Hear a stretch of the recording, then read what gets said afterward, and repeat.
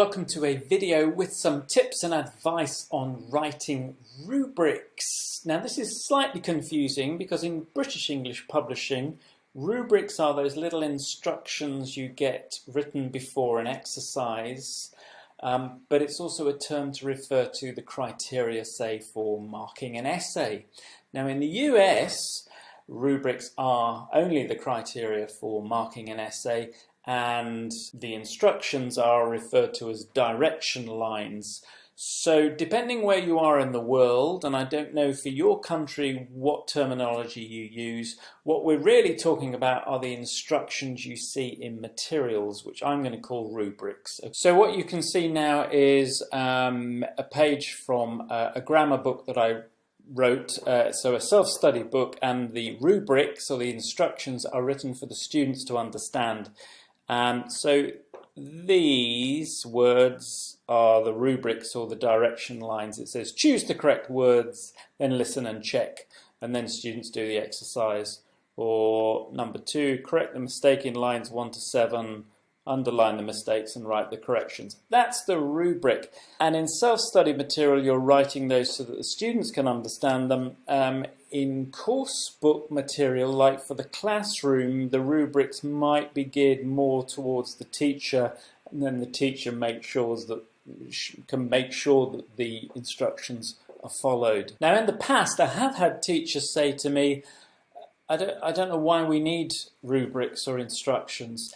And that's very true if you are writing materials for your own lessons and you're going to give students the reading text or the questions or the exercises, and you're going to explain to the students what to do. But if you want other teachers to use your materials, you'll need to learn to write really clear rubrics. And if you're writing, say, worksheets for homework, even if you explain to the students what to do with the worksheet, it still needs to have the instructions or the rubrics written clearly for the students to understand and put on them, so that when they take it home and they look at it, they understand. Similarly, if they're working online, the instructions need to be there. Writing effective and clear rubrics is a bit like learning to give clear instructions when you first learn to teach. And it's quite hard when they're written down to make them clear. So let's take a look. Okay, so what we've got here is a really badly written set of instructions or a rubric for a speaking activity. And speaking activities are notoriously difficult to explain, so I thought this was quite a good one to pick. So let's take a look. We've got get into pairs and write 3 questions which are for another pair, and when you finish, join another pair of students and ask them. It's horrible, isn't it? The first indicators that it's horrible is that it contains the conjunction and whenever you have and in a rubric, it's an indicator that you might be giving too much information.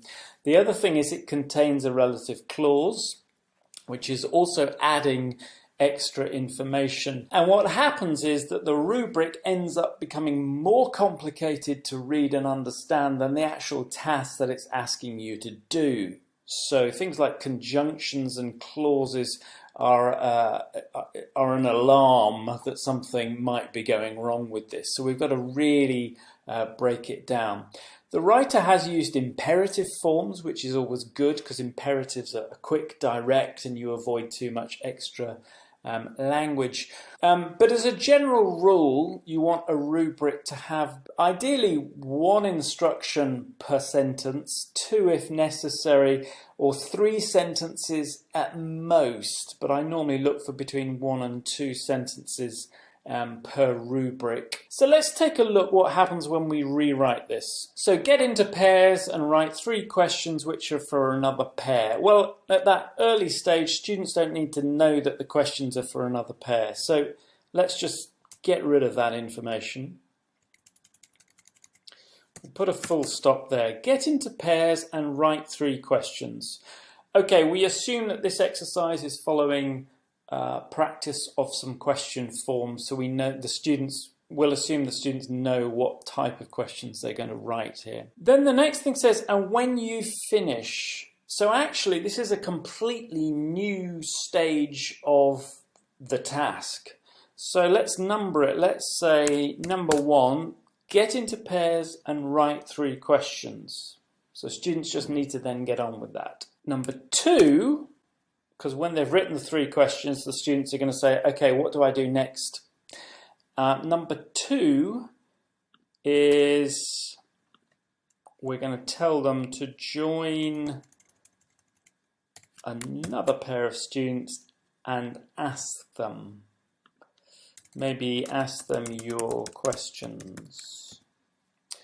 Okay, so we're getting there now. We've actually broken it down into 2 separate rubrics because there's too much information in the previous version. I might change 1 or 2 things here. I like consistency in rubrics, so in general, I always use the phrase work in pairs.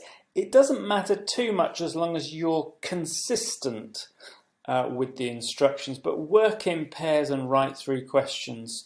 And if I write that, I probably then in number 2 write work with another pair,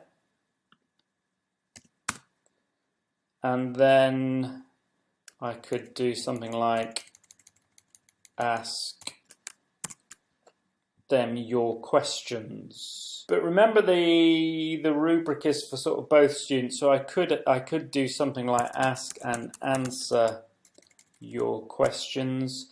I could put ask and answer your questions in 1, so they look back at number 1, but I think it's pretty clear actually, ask and answer your questions. So see what I'm doing there? I'm breaking the rubric down into manageable chunks. I'm thinking through how the exercise is going to work, and I'm reflecting that in my numbering. That I'm trying to be consistent with my language, like work in pairs, work with another pair, because the language just needs to be quick and simple. Students don't want to get stuck on the instructions. And the worst is when you see a rubric where the language is more complicated than the actual exercise that they're about to do. If you follow those instructions like that, keeping it short and simple, then you should end up writing nice clear rubrics or direction lines which everybody will understand. And if you want other teachers to use your materials, good rubrics will encourage them to.